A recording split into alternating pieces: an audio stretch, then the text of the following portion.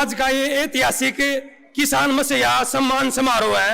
मैं तो ये कहूंगा संत रामपाल जी महाराज सिर्फ किसानों के मसीहा नहीं है, वो एक सर्व समाज के, सर्व धर्म के जगत गुरु पूर्ण ब्रह्म भगवान रूपी संत रामपाल जी महाराज जगत के मसीहा है।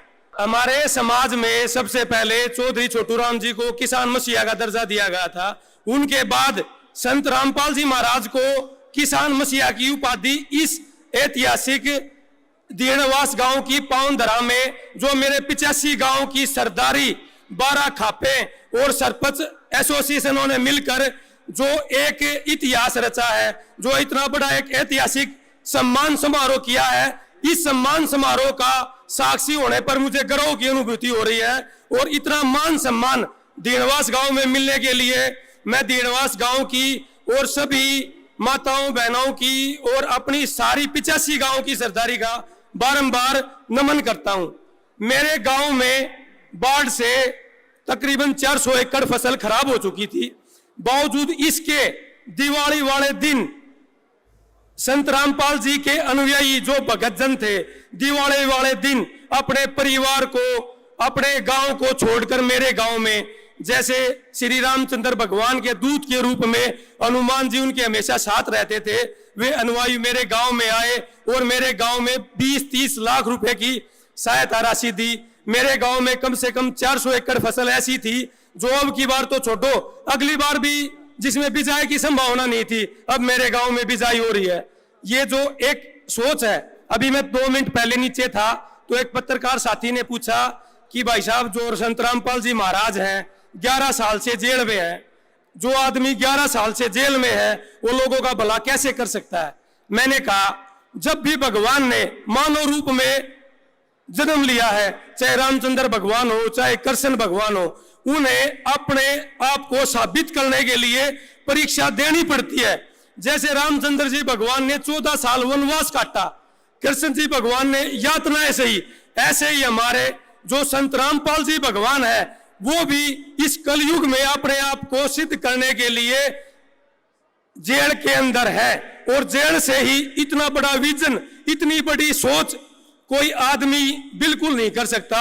एक भगवान रूपी, भगवान साक्षात भगवान ही ऐसे सोच लेके चल सकते हैं।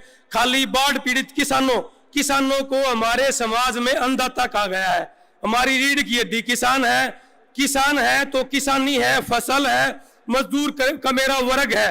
किसान नहीं तो देश की, समाज की रीढ़ की हड्डी टूट जाएगी।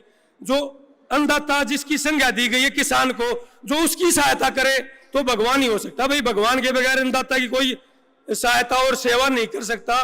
तो हमारे जो संत रामपाल जी महाराज है बिल्कुल एक भगवान का रूप है। अभी मैं जैसे प्रोग्राम में आया तो एक भाई जी बात कर रहे थे कि भी मैंने कुछ लोगों को बोला रामपाल जी भगवान है। उसने कहा भी भगवान कैसे है? जो लोगों के दुख दर्द में काम आ रहे हैं, उनकी कठिनाइयों को दूर कर रहे हैं। जैसे हम माँ बाप को भी भगवान बोलते हैं, बगैर मांगे जो सब कुछ दे रहा है, जो सबसे बड़ा दाता है।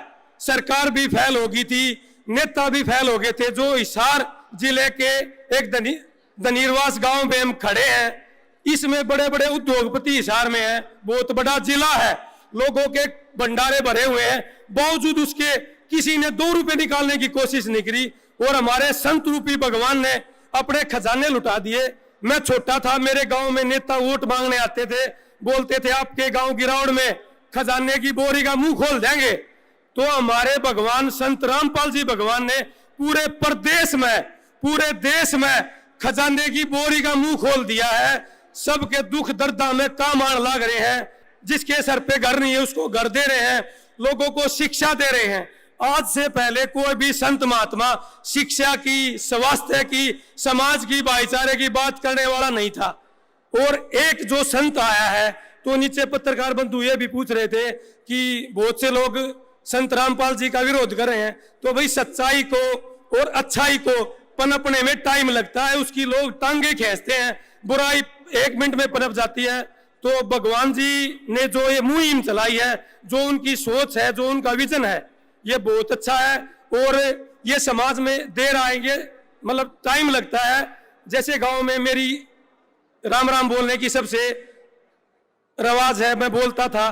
तो जैसे मैं संत रामपाल जी ने इतना बड़ा मेरे गांव में सहयोग किया, तो मैं मजाक में ही सच्चाई बोलने लग गया।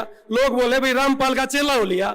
मैंने कहा भाई इतना तोड़ बैठा दिया पूरे हरियाणा में, आज के दिन संत रामपाल जी महाराज खातर यो जीवन अर्पित कर दिया। हम तो सारे के सारे संत रामपाल जी के अर्पित हो लिए। संत रामपाल जी महाराज की जय हो, बंदी छोड़ महाराज की जय हो।